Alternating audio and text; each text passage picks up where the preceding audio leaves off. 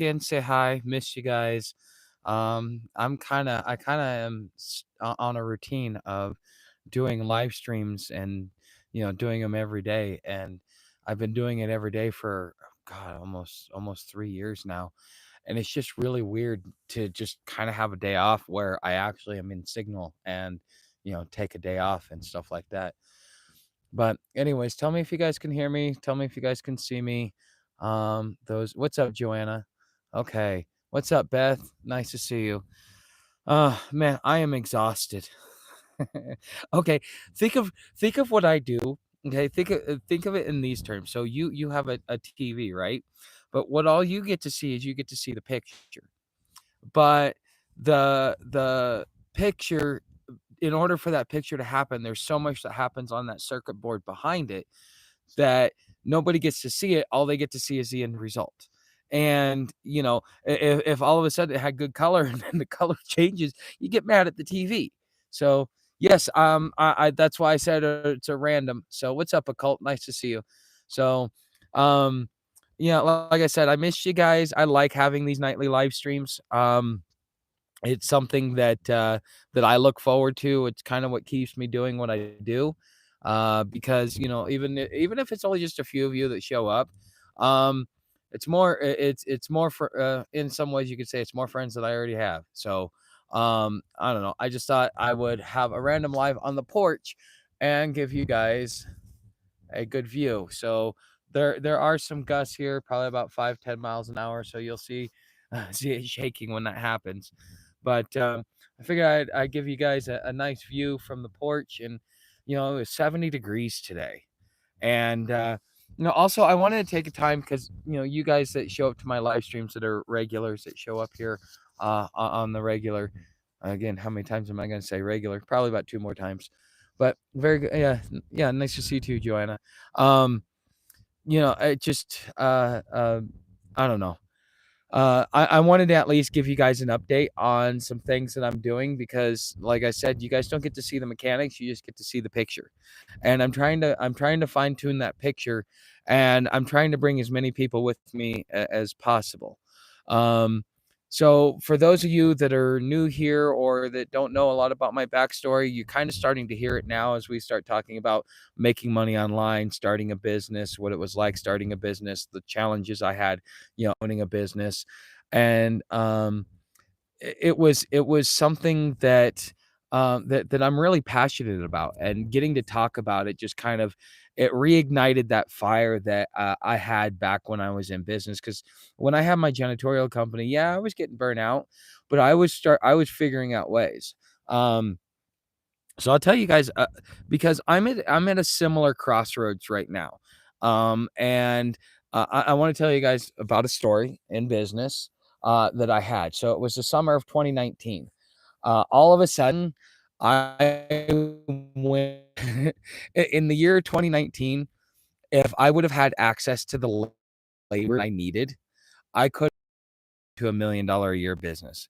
By the end of it, just because of the labor crunch and stuff, I could only get I only finished the year with I think it was like 110, $120,000 for for 100, that's how much I netted for the year. Business revenue, that's not profit, that's not overhead, that's not taxes.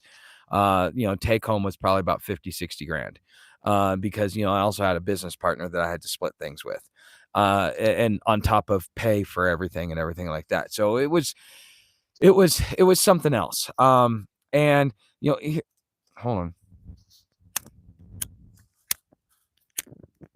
Mm.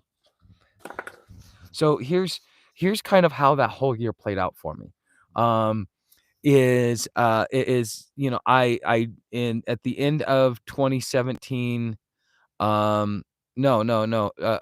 Towards the last quarter of 2018, I kicked my first business partner to the side because she was doing so much stuff to kind of hold me back, in the sense that every time we would get a client that wanted to have us on a regular basis, she'd throw a fit in the house. And as we're walking out of the house, they'd say, "Yeah, don't worry about coming back." And instead of being able, I could have been, I mean, I was really good at what I did. My problem was what I chose and who I chose to have around me. And it was, I had to pay the dumb tax on that, and to, it took me some time to kind of, figure some things out. But it finally came to a head, in, I think it was like October of 2018. And so I lived in my car from like November of 2018 till like February of 2019. And so all of a sudden business just started picking up. And because I didn't have her throwing her fits and stuff like that, I was able to keep the clients. I had brought on a guy that was a really, really good worker, became my best friend and my second business partner. He helped me hold down the fort. And, I trained him, and all of a sudden, just everything took off. All My biggest client comes in. At first, they were like 60% of my revenue. And by the time I ended up closing down my business, they were about 30 to 40% of my revenue, which was very important for me because you don't want to have one client that has that much stake, because if you lose them, you're sunk. Okay. It's putting your eggs in one basket. What's up, DFH? Nice to see you. But anyways, we all of a sudden I get shenanigans, and then I get this pet hospital that wants to that wants to hire me. And we've got to do like white glove cleaning. And in the residential side, I could do white glove cleaning, and I didn't need the certification. I had people that would do white glove on me, and they just tell me how impressed they were because I knew what I was doing. And that was like, I had quality service. And when you have quality service, you get so much work. You have to turn down work. Once people realize how good you really are, and that you're at a very economical price, because my goal was to make house cleaning affordable for everybody. And it was much, because if you brought in Mary Maids, they're charging you $60 a man hour. So they're going to have four people come in for 1 hour, charge you $240. Yeah. I was charging 25 an hour. And so two people would come in, because there's no point in having all that extra people in a house, because it's just it's wasting a client's money. It's not even more efficient.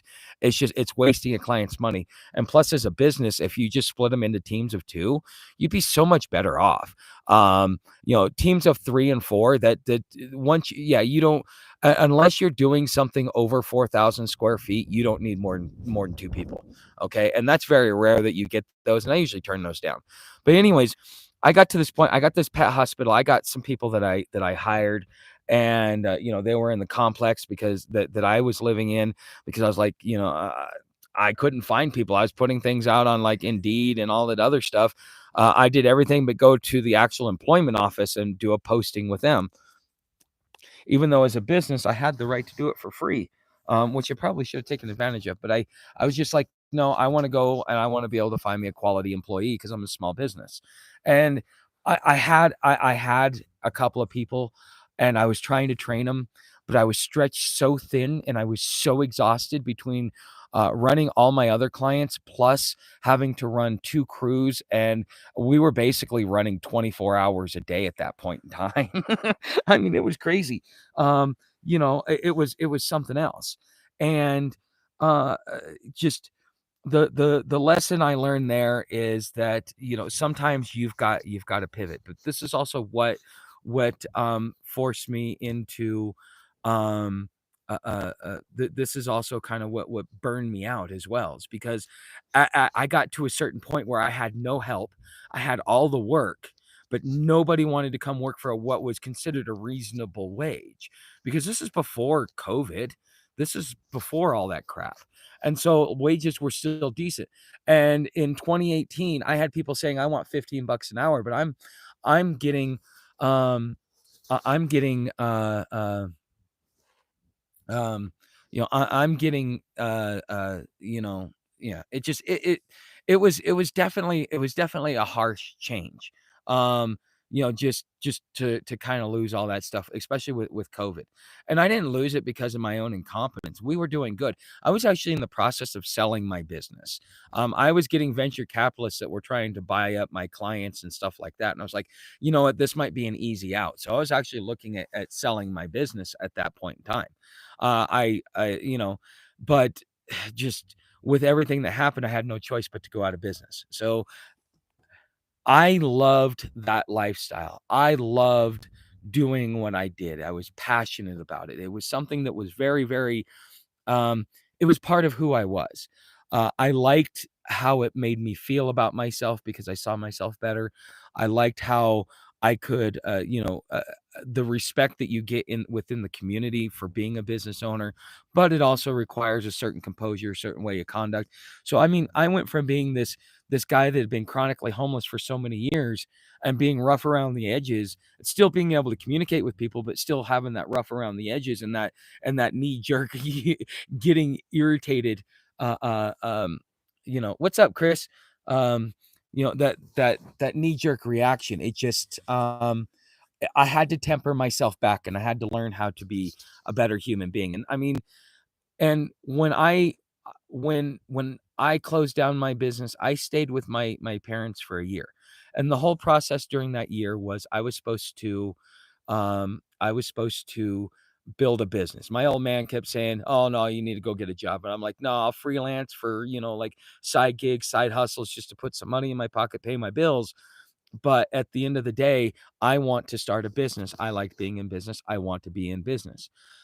Well, I it took me it wasn't until I finally just, closed up shop, walked out the door. A couple months later, now all these people that I'd been working on were starting to call me back saying, "Hey, we'd love you to come do a video production for us. We'd love you to come do this for us. We'd love you to come do that for us." It's like, well, damn, and I still get calls to this day from those people. I'm like, yeah, no, it just, I couldn't hold out for as long as it took to get a client. But depending upon what you do is how long it takes to procure a client. The more expensive or more technical or professional your service is, the harder it is to be able to procure a client. In the janitorial business, you're paying about it takes about 6 to 12 months to procure a client. And that's 6 months is like, after giving them the quote, talking with them, following up with them 3 4 times a month, having that full, trying to uh, keep in with them and have a talk with them and be in their ear so that when they're ready to and they get fed up with that company, they can come to you and then they'll be happy. Because I never lost any clients with the exception of the pet hospital, but that was because I got stretched so thin there was nothing I could do. I had to choose. Do I keep Shenanigans or do I keep the pet hospital? I said Shenanigans has a deeper relationship with me because I've done other contracts with them. So I'm just gonna have to let this pet hospital lady go. And I didn't even charge her for the services, and I ended up paying those employees out of my own pocket. And yet she still left me a negative review. I mean, there's I don't know what else to do. I mean, from a business standpoint, I did the best I could. But how does that play into this? When I first started YouTube, my goal was to teach people how to survive homelessness. I thought it would gain me a lot of followers, it would make me a lot of views, and I would be able to make a livable income by taking my knowledge by from being chronically homeless to educate those who are about to be homeless. And I thought that it would be very valuable, and it is valuable. I have got to hear from people directly the impact that I make, and it has been a great journey doing this. And this is just something that um, times are different when you were trying to find steady uh, customers and reliable help. Oh, this was in 2019, Beth. This was in 2019. This was during everybody says that I carry water for Trump. No, I was one of those businesses that benefited from the Trump economy. Because of what Trump had done, my business exploded. That was really like his policies started taking place in 2018. But I didn't feel it, and I didn't feel the full crunch until 2019. That's kind of, I just get shenanigans, and then like 2 months later, here comes the pet hospital, calls me out of the blue and hires me on the spot because, I did good work. But anyways, so that was my goal. And the thing is when I was on trail, I towards the last couple months, I was making a decent enough income that gave me the confidence. Says, okay, I have been this time last year, I was talking about getting off the road. I was like, dude, I'm done. I've been out here long enough. I'm exhausted. I'm tired. I just want to be somewhere. I want to rest, and then I just want to focus on my channel. And it took me about 7 or 8 months to finally get to that point. And I was doing well. I had a lot of stuff coming in, but the reason is that people were following me because I was on trail. I was supposed to be hiking all the way up north, and part of my northern trek was I was supposed to stop off in New Jersey. Well, because everything was going good, I felt confident. I thought, well, you know what? I'm homeless. Everybody's going to be happy that I can get off the streets. Let me go to Arizona, because this was going to be, one, the warmest place, and two, it was top on my list where I wanted to go, for various reasons that I've explained in previous videos. Okay, and um, fear would be a strong topic for trying to help folks who are facing eviction, in my honest opinion. Well, that's why I have the other channel. Um, so, yeah, that's kind of why I talked about it this morning too on the other channel. What was about overcoming your fear, because the thing is, um, I have learned that when it comes to being afraid of something, I might be shaking the whole time I'm doing it, but I still do it. I just overcome it. I face my fear on my own terms. I've had to learn this many different times, and I've had to do this many different times in my life where, oh, God damn it. Samantha, hold on, we're going to have to go find Sam here in a second. Samantha. Yeah, as soon as yeah, give it 15 minutes. Hold on a second, guys. I got to figure out where Sam is. Samantha, get over here. Well, she'll come back or she won't. Oops, I don't want you guys to see that.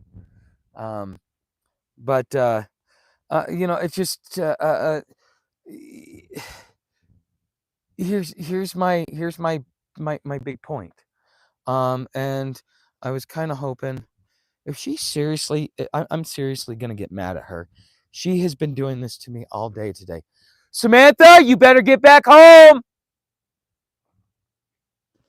I may have to end this early to go get her because she likes to run off, and this is like twice or three times she's done this today.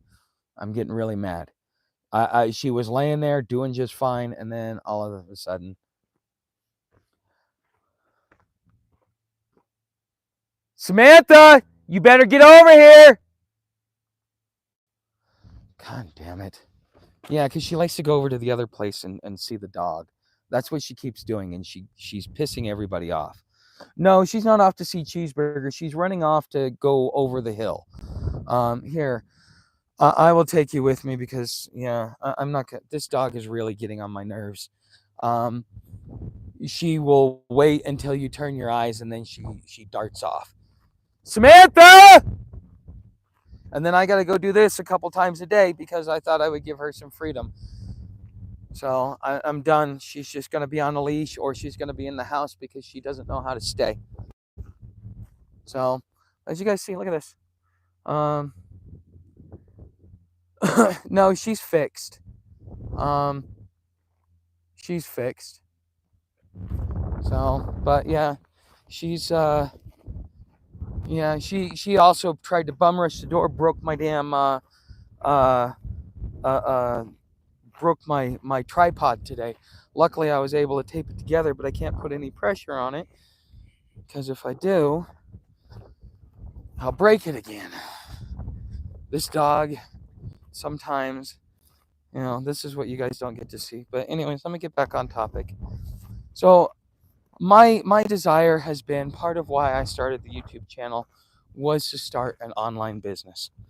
Okay.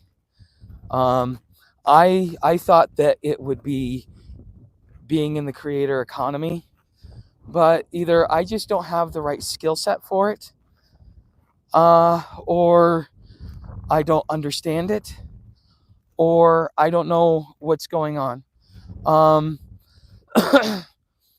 I was in a niche that got maybe 200,000 searches a month. And when you've got, several hundred to several thousand channels vying for it, and then you're getting ranked, um, it's tight competition versus if there's like 20 million searches, and you got 1,000 channels, views and attention is spread around. Um, and anyways, my passion has been, and my whole motivation for doing everything I did, for closing up shop, going homeless, walking trail for 2 years, building a channel, and all this other stuff, has been to build an income. Samantha, get over here. So she usually comes from this direction. So let's hope. So you guys keep asking about my neighbor. There's my neighbor. This is where she likes to do. She likes to go over the. Is she out here? No? Okay. Damn. Okay. Well, she didn't go that way. I wonder where she went. She probably went the other direction. So I'm looking for. Usually she goes over there because she sees that big black dog. So apparently that's not. But I've always, it's like once I started a business, I really wanted to do it. So why am I talking about AI? Because I have a lot of people that are telling me that I'm getting some negative feedback.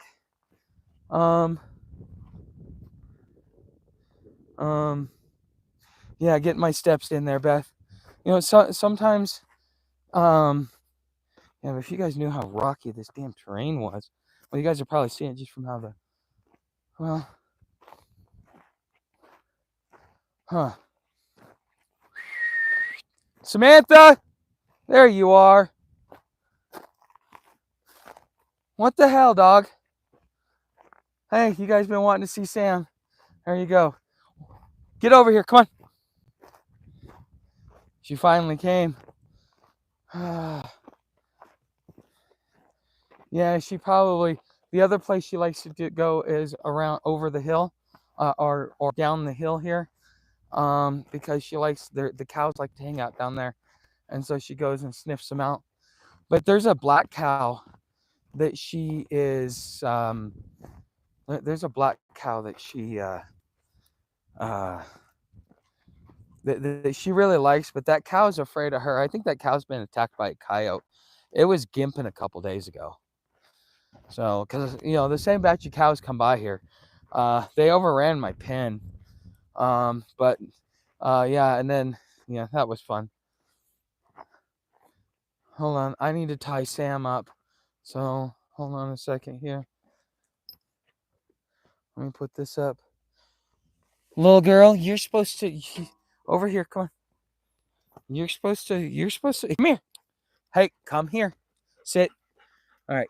You're supposed to stay. So since you don't, you're on a leash. Okay. All right. Back to sitting down. And let me see if I can raise this thing a little bit. Okay. Oops, there we go. Okay, looking for fresh game maybe. No. She doesn't look for game. She likes to explore, and she has a couple of spots that she likes to go. And so I think that because earlier today she went over to the other house, and then today, and then just now she went somewhere else. So she's got some spots, and I just got to figure out where she's going. I think she's trying to figure out where the goats are. I think that might be part of it too, because she keeps going to look for them, because she's used to having them around. What's up, Craig? Nice to see you. Nice to see you, Rails. Okay, so as I was saying, just this whole thing was to build that. So why am I talking about AI? Because I'm getting a little bit of pushback, and um, it doesn't have anything to do with, okay, I'm selling out. I'm gonna you know go and be part of the man. No, no. Here's the thing.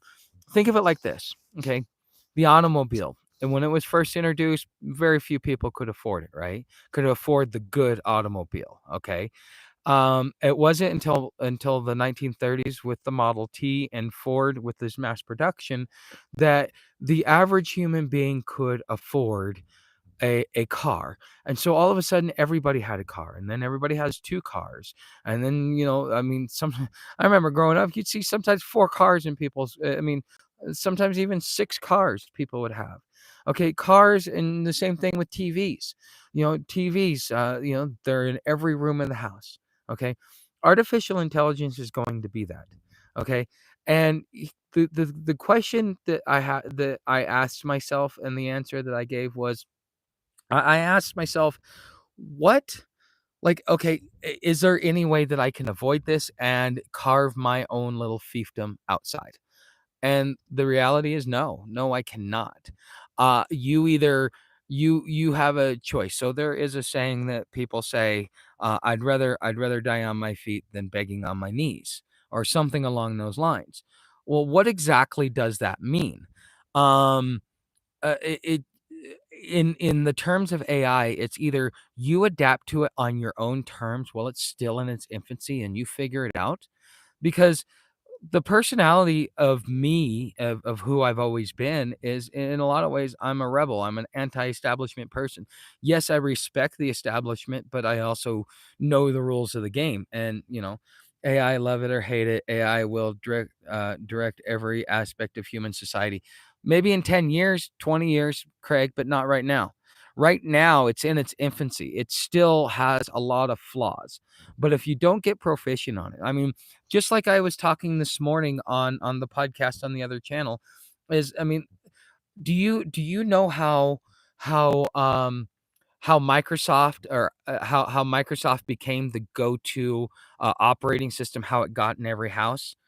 It got in every house because the Microsoft was able to prove that 16 bits was more secure than Apple's 14 bits. And so once the government actually took over, or took that contract, therefore it propagated into everyone's house, because of, a government employee gets one at home, they get to show their friends. Now their friends go and get one, and then everybody has one. And then you got laptops, and then you got cell phones, and before you know it, there's a computer in every house. There now everybody has a computer in their pocket, and it's 10 times faster than anything when I was a teenager. Okay, so AI is here, and you either adapt to it on your own terms and you figure out ways to circumvent it. Am I looking to just like swallow the Kool-Aid and hook, line, and sinker? No, I'm using it in a way to where I can understand not only its flaws but its loopholes, just like the Freeman. The whole thing is you have to be self-reliant, self-responsible, and self-accountable in order to be free. Because if you always expect somebody else to take the fall for you, well, then you're not necessarily free. You're dependent. Okay. So in that same sense, um, you need to learn how to be able to use it independently of the system, but you first got to learn it. And introducing it to you in its early infancy stages, sharing with you the positive parts of it. But I've also talked about the doom and gloom part of it as well. There is a doom and gloom, and I've been talking about, for a while, just because of the censorship, that there is a need to be able to create a private room where you and I and nobody else can talk. Okay, because nobody else knows what we're talking about unless they leak it outside of our community. And that's what Patreon is. That is the main reason why why Patreon is important as it is because as long as you're behind a paywall, that cuts down on censorship, and that means we can take down the filters and actually say what we really like to be able to say, but the censorship won't allow us to say. Okay, and that is an opportunity. But this all AI is going to do is it's going to accelerate it and put it in a point where you really have to now learn new secret ways to communicate. And one of the things that I find amazing is because I got to listen to a general talk about what's going on in the Ukraine war. And he was talking about the thing is everything is going to be decentralized because with AI, everything, some certain things get attacked and you need to have local resources versus, having the national resources. So therefore, in a lot of ways, we're hoping, and something big is China just said that they are going to that they are going to leave AI open as well, and they're going to follow. They're going to follow our lead on that, and that's huge because what it does is it democratizes it and puts it in the hands of you and me. If we take the time to learn it, to understand it, we can now go get that code and create our own. But you better learn it now before it gets locked down and you may never have access to it again. Okay. So, um, like the wall size TVs in Fahrenheit 451. Oh God, I love that book combined with 1984. Pretty much. I think you're spot on there, Craig. Um, AI is going to be very interesting, especially after flying the F-47 uh, prototype for 5 years now. I don't like the direction AI is going personally, but that's just an opinion. Well, see, the thing is Chris, Billy Meyer warned us, at least those of us that read his stuff. Billy Meyer warned us about AI. Have no qualms that I don't. I know that I'm playing with fire, but I also know that I want to survive.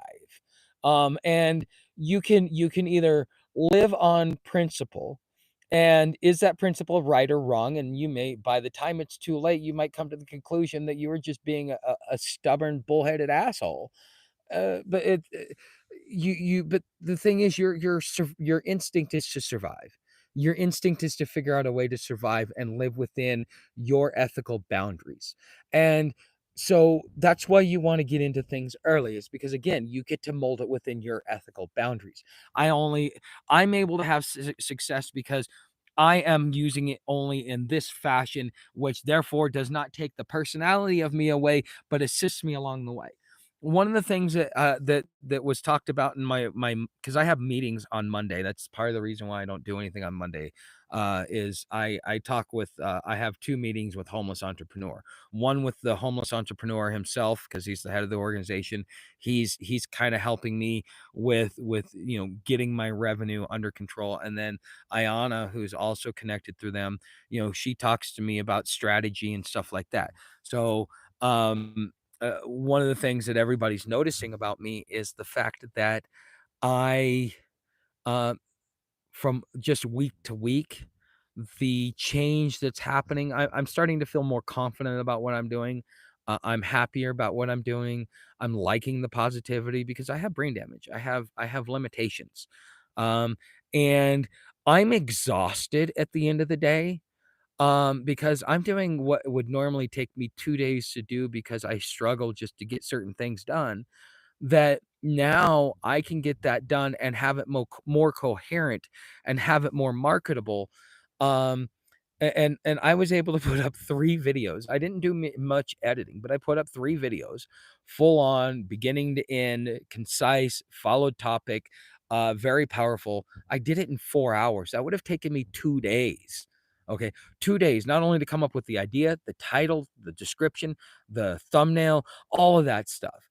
And if it wasn't for AI, I would be behind the 8 ball and I would be struggling so much right now.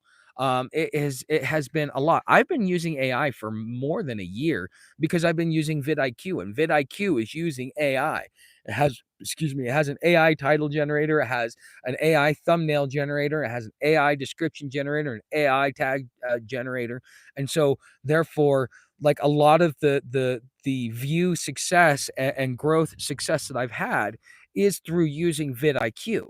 But I reached a plateau because although I could have good titles, good thumbnails, um, I I wasn't clear and concise. I was all over the place. I never stayed on topic. I meandered on. I would start off on one end, and I would end up somewhere else by the end of the video most of the time. If you go watch some of my older content, you'll see that. So Yes, vidIQ is been very good for me. So, the TVs, yeah. Is there enough time to learn it? Yes, Beth. There's plenty of time to learn it because the thing is okay. If you're let's just use a round number, something that I know. Okay, you're 45.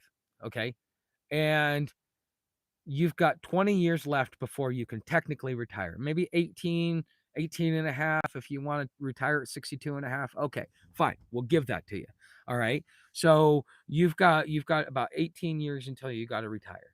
Okay. By the time AI becomes prevalent, you now have 15 to 16 years. And by then, the likelihood of your whole industry, your profession being eliminated by AI automation at a corporate level, and then forcing small businesses to do the same, you still got 15 years left to work. Do you want if you start learning it now, you will at least make yourself marketable because you'll have way more experience than the person in 3 years that loses their job. And then they just yeah, they lose their job, and now they have to learn AI, but now they're not learning it because they want to, they're learning it out of necessity, out of survival, begrudgingly. They will hate AI itself. And so is that any way to be able to do something like that? So therefore, you're gonna have this animosity in everything that you do with AI, and you're gonna use it, and it's gonna play out in the way you do business. And how is your survival gonna be that way when you can't bring a positive attitude to the business? Oh, hey, what's up, Jagoat? Nice to see you, buddy. I guess we don't see Tuck anymore. Tuckbot now. No, no, here. I'll hi, what's up, Jagoat? Nice to see you, buddy. I just figured everybody wanted to kind of see the horizon. When it gets time, well, no, because it doesn't get dark till about 7. Maybe if you guys can keep me going long enough, maybe we'll get to see sunset. Mm. So with all this being talked about, with all this being said, so how close is AI to acting on our speech versus keyboard, then monitoring our thought? It's already doing it, Craig. It's already doing it. I heard a story from somebody who was telling me that their phone, once they taped the microphone because it could no longer hear, and that their phone went on the fritz, and never worked again. That at least I think that's what I was told. It was something along those lines. We already have text to speech. We already have one of the new updates with I think Gemini and OpenAI is in the process of coming out with it. Is to where it will actually speak to you, kind of like how Siri does. Um, mm, mm. Thanks. Much appreciated, you go. Um, but it's already there. It's already it's not human yet. They're just now dabbling into reasoning skills. Okay, not deep think and whatever the deep seek or whatever. I think because there's one in China and there's one in the United States, and right now we're neck and neck. The United States is ahead based upon the metrics, but they may be governing the wrong metrics because really what it comes down to is commercial use, and will at the end of the day, will the end consumer use it? So for example, I do my website. If you go to hobotuck.com, I do my website through SiteGround. Okay, I had a problem with SiteGround. I wanted to call their customer service. Da, da, da, da. I went and looked for the customer service number. I was having trouble finding it, but they had an AI chatbot. I asked it a simple question. It gave me the answer. It was like, "What man? That was easier than calling and talking to someone." But the thing is you kind of got to learn a new language when you're talking to AI. You got to be more technical. You're speaking. You need to take all the filler words out. You need to tell it expressly what do you want it to do. Like, create a 16 by 9 thumbnail for the title blank that has no more than 4 words in big bold letters. Hit enter, it'll create it. Instead, people want to say, "Oh, I'm looking for this and this and that," and hey, thank you, and da da da. It doesn't have a personality. I mean, there are people that say that after they're done with saying what they want to the AI, they say, "I respect you." It's like, are you fucking kidding me, people? Seriously. So, yeah, welcome to our digital person. Yeah, Tuck is a ball of energy. I've read that we live almost 80% in the matrix already. Um, well, I mean, existence is the matrix. You don't even you, this is where the science of consciousness will come. And Mo Gadat, he's Pakistani and he lives in what is it? He lives in Qatar. I think the country of Qatar. But anyways, he's one of the grandfathers of AI. He was the one that was the head of Google's AI department back in the day. He was at the top of the food chain. And one of the things that he was saying is, you know, we have created a machine that can mimic human behavior, but we don't even know what makes us human. That spark of life that animates the body, because his son passed away.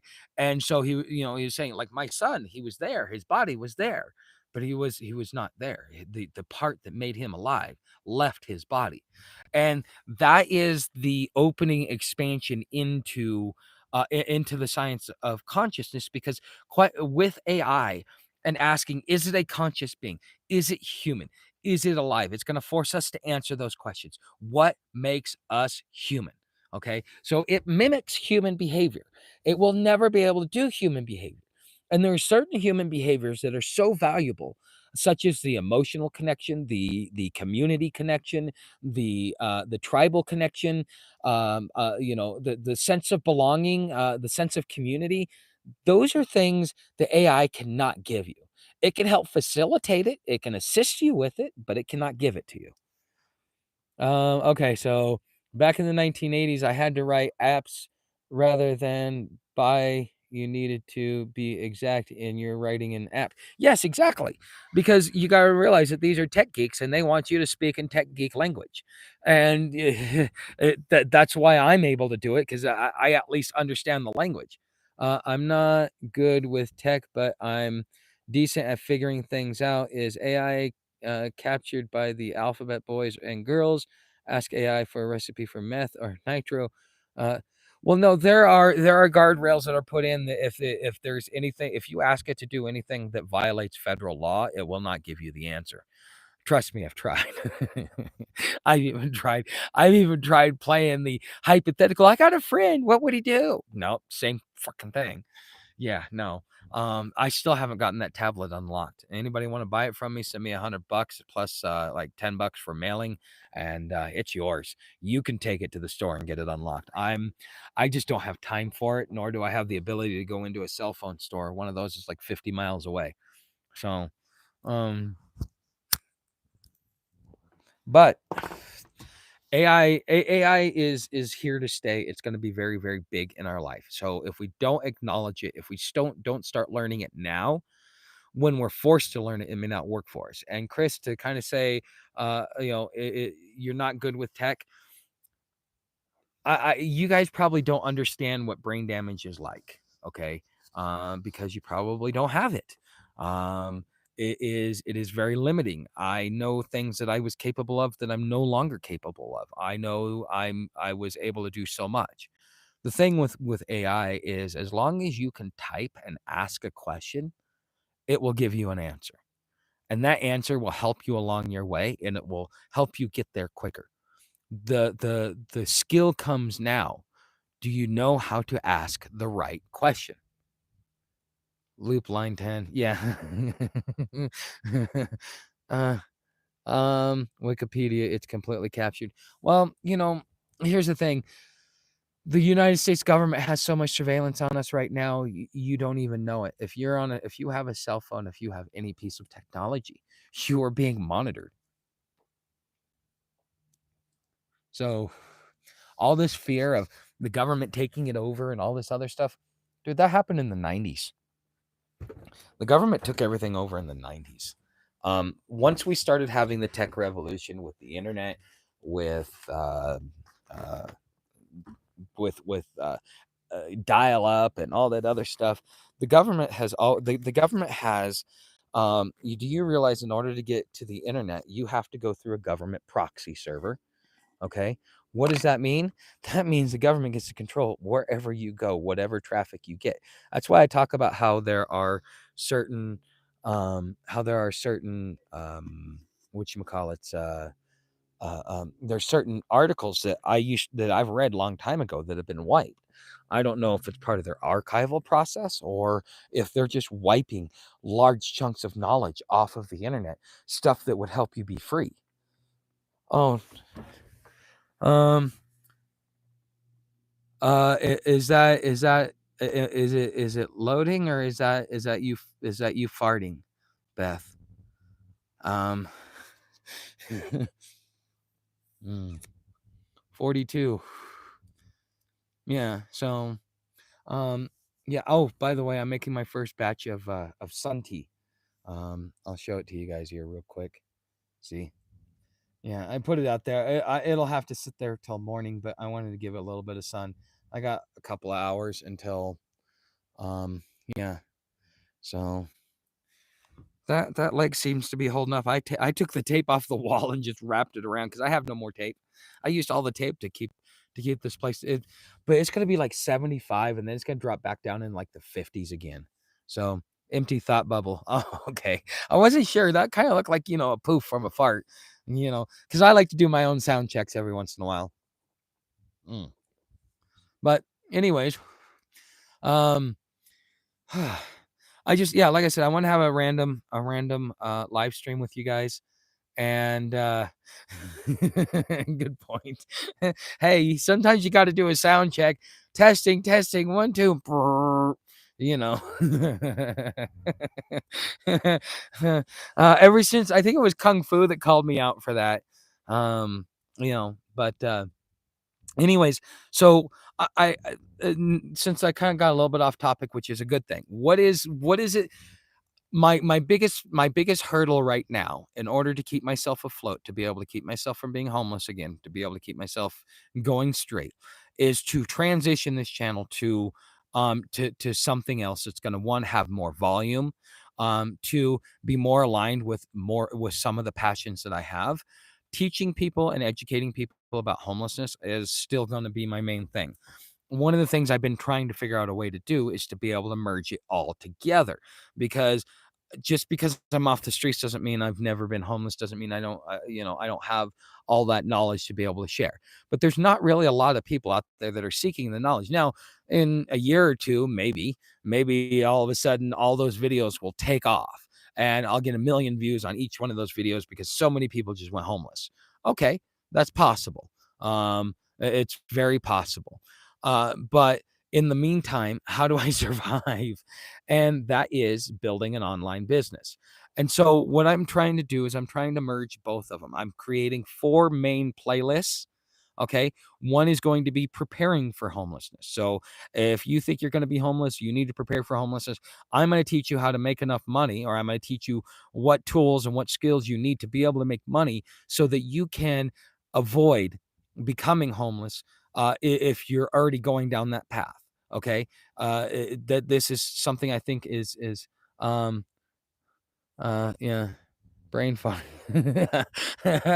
Yeah. um Humanoid. Anyways, so I'm gonna the first volume. So the way that it has it coming out is that the first 5 videos are going to be fear mongering. It's just the way it sets it up. It's to be able to draw attention, draw views, draw all this. I'm just at this point, I'm submitting because I'm curious to see how it's going to turn out. Okay. I'm really curious because I'm mixing homelessness and the digital economy all in one. Okay. And I'm doing that over. So the first 20 videos are going to be, preparing for homelessness. Okay. The next 20 videos are going to be about being homeless and making money online. How can you make money online while you're homeless? What things can you do while you're homeless to make money online? Okay. And again, it's still within my wheelhouse. All I need is an outline with the subject, and I can talk on pretty much anything surrounding homelessness or making money online or the digital economy because I've been in it for so long, whether it be, doing YouTube or whatever, right? So, a lot of rocks. Yes. What's up, Regina? Um, so, but anyway, so preparing for homelessness is my first 20 videos. The next 20 videos is going to be making money online or while you're homeless. My next 20 videos are going to be on making money online. It's going to be strictly like, okay, so on and so forth. Make money online, really double down on it. So that's going to start bringing in a whole new crowd. It's going to transition some that want to that still kind of want to keep up on the homeless issue and see this as a possible solution to homelessness. And it will bring a percentage of the audience, plus it will grow a new audience in that period of time. And then the fourth and final set of videos is going to be 20 videos on digital homesteading. It's going to be talking about how homesteading is changing because as we get away from brick and mortar jobs, as people are able to move away from the office and from going to a 9 to 5 every day, because the opportunities to make money online and the way that the economy is going there, what'll end up happening is now you have enough money to go live off grid. And with Starlink, you can go anywhere. If you got a foundation set and you want to be a homesteader, well, you're going to be a digital homesteader. Okay. And that's just going to be, what's up, Bucknut? You have a good night, Bucknut. Um, it's a digital homesteader. So, um, why don't you open a few mindless face YouTubes too? Just scary and funny videos, AI voice in background. Uh, Too much work. I have a hard enough time managing 2 channels, and I barely do anything on the other channel. I do a once a week podcast, and I don't even really monitor it. I just go over there, do a podcast, and then I focus all my energy on this channel. I don't have enough time because once I start getting to a point where I start developing customers and clientele and stuff like that, I'm going to be really busy on the back end. My videos are going to slow down to from like my goal is once I hit 1 to 2,000 views per video, then I can drop down to three views or 3 videos per week. And then once I get to 5 to 10,000 views per video, then I can drop down to like 2 videos a week. But once I get over 20,000 views per video, then at that point in time I can drop down to 1 a week, because most of those videos are going to be geared towards uh, um, uh, marketing to people in a lot of ways. That's the easiest way to put it. Truth, Starlink, such a game changer, saving for one. Um, yeah, I mean, it like if here's the thing though, Starlink costs about $500 to get it set up and installed. You need to have $500 off the bat. It's $80 um, it's $80 for the month. It's $150 for the equipment, one-time charge, and then it's like another $200 or more to have somebody come out and install it and hook it up to the satellite for you. That way you can at least blame somebody if something goes wrong. And so I mean, if I wanted to do it myself, I could probably get away with 150 and then have 80 next, and then I just have to figure out how to do it myself. I might, but I want to see it done for once the first time, and then I might do it myself. Or I might do a video on it, just kind of giving you some ideas. Hey, look, I observed this guy doing this. This is kind of what you want to do if you're gonna try and do it on your own. Here's some tips. I had to pay for it, but it is what it is. 80 remains the ongoing subscription coat. Okay. Truth. Yeah. Cost. Sorry, my phone is all screwed up. Yeah, 80 is the ongoing subscription cost. Yeah. Um, that's what it costs per month. And because of where I'm at, I don't have any restrictions on data. So like kind of like how I do with my cell phone. A lot of what I'm having to do now, maybe my trailer was causing a lot of the problems, and I was just blaming it on Verizon, because if I step outside and I go to upload a video, I can upload it in probably about 5 minutes now. I'm getting like super fast out here. But I also Um, I also called and complained to Verizon, and they hooked me up to a Verizon tower versus a Starlink tower. So that's a little bit different. And I also put my phone on low data mode so that I didn't have to worry about that. Oops. So, but anyways, guys, yeah, man, I used to live in a mobile home, and thing was like a sardine can. No signal would come through. Well, I pointed out the windows and stuff like that. So what? I may have to cancel my subscription to the what is it? Melon. Mm. Either that, or I'm gonna have to set my phone up outside and and just connect my laptop to it through that way, and that way I get the best signal possible. I might experiment with that. Okay, so one more change that I want to cover before I forget is I'm not going to be doing the morning live streams. Okay, but I need you guys to place a vote. So get ready to hit one or two. Okay, so if you want me to do the dinner with Tuck, I'm still gonna do AI news, homesteading news, open topic. It's gonna be an hour long. It's gonna be three topics or three 20-minute segments. It might go over. It's okay if it goes over, but three 20-minute segments. But if you want me to do it while I'm doing dinner, like I was doing dinner with Tuck, and you guys want to cook with me, I have to do it at 4 o'clock. Because I got so used to eating at 4 o'clock for so long that yeah, that uh, uh, like if I try and wait till 4:30 and 5 o'clock, it's just I'm so hungry by the end of it. Okay. So I can either do 8 p.m. Eastern Standard Time, and we can just sit and kind of like have a fireside chat on nights that the wind is not blowing. I might even be able to start a fire over in my fire pit. Or I can do dinner with Tuck, but it's at 4 o'clock. Okay, which would be 7 o'clock your time. So, do you want me to do it? Type one if you want to do the dinner with Tuck at 7 Eastern. Type two if you want me to keep it at 8 Eastern. Okay. Tell me what you guys would like, and then I can mold myself to that. But I need to be able to have the morning so that I can get running and do everything that I need to do. And so even my podcast, which is tomorrow, is going to be, it's going to be at the dinner for Tuck. So type one if you want me to do 7 Eastern dinner with Tuck. Type two if you want me to do something like a fireside when I can do the fires. But it's just going to be whatever we can do at that. One means 7 Eastern dinner with Tuck. Two means fireside 8 p.m. Eastern.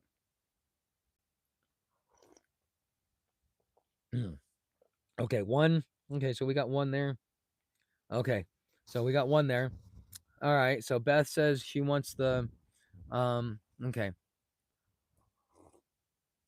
All right, guys. I'm curious to see what you guys think. Do you think I got the wrong melon looking for you?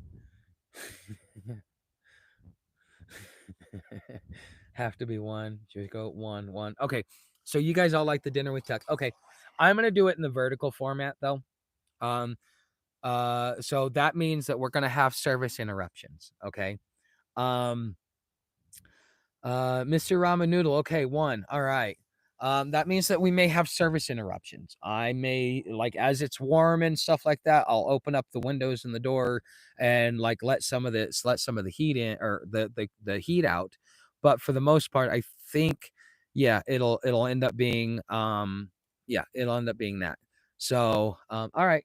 So that's what we'll start doing then. So at 4 o'clock, I'll be doing dinner with Tuck, which will be 7 Eastern. Mm. Um, yeah, it'll get a little bit earlier during the it'll get a little bit earlier during the during the fall because I don't have daylight savings time. Can you also do a video or live exploring the area? What do you, give me some ideas of what you're talking about, Jago?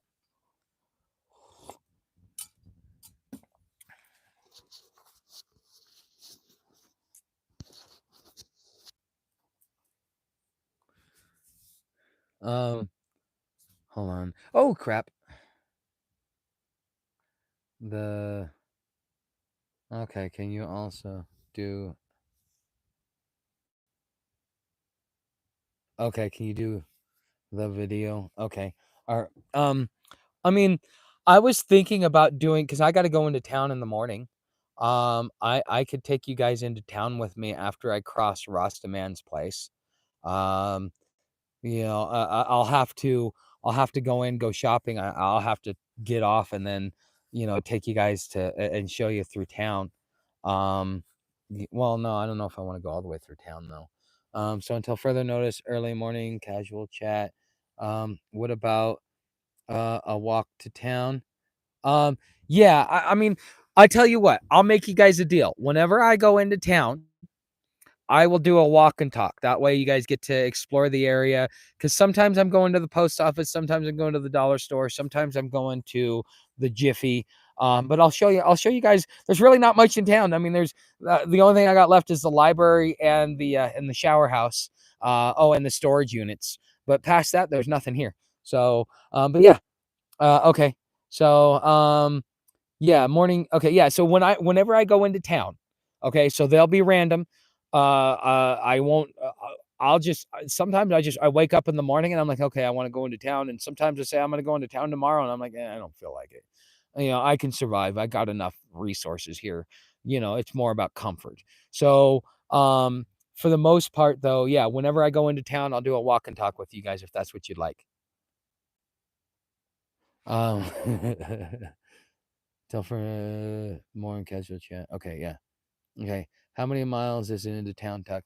It's 3.5 miles from here to the post office. It's 3.5 miles from here um, to the library. If I wanted to do the full circuit, it'd be about 9 to 10 miles. That's from here to the post office, down to the library, and then back here. So, because there's a way into town to go to the library, and then there's a way into town to go do the to go do the whatchamacallit. So, yeah, I usually go through the east side of town. The only time I go to the west side of town is if I need to go to whatchamacallit, if I need to go to the library, because even the shower house is well, I don't know. It's kind of like the shower house is kind of like right in the middle, so it doesn't matter which direction you go. You take the east route or the west route, you're still gonna get the same. So we need to get an e-bike or something. Um, Dude, what I need is I need a pickup that can haul a fifth wheel, and then I need to be able to have enough money to pay insurance on it. But anyways, guys, yeah, that's definitely in the works, guys. Because I mean, I'm not gonna be poor for very much longer. I kind of reached that point where I'm like, okay, I've had it. I'm done. I'm tired of being broke. I'm tired of turning my wheels and not getting anywhere. So I'm gonna do what I know how to do, and I hope you guys join me in the journey. But until then, guys, I will see you tomorrow evening. If I don't see you tomorrow morning in my walk and talk, thanks for being here.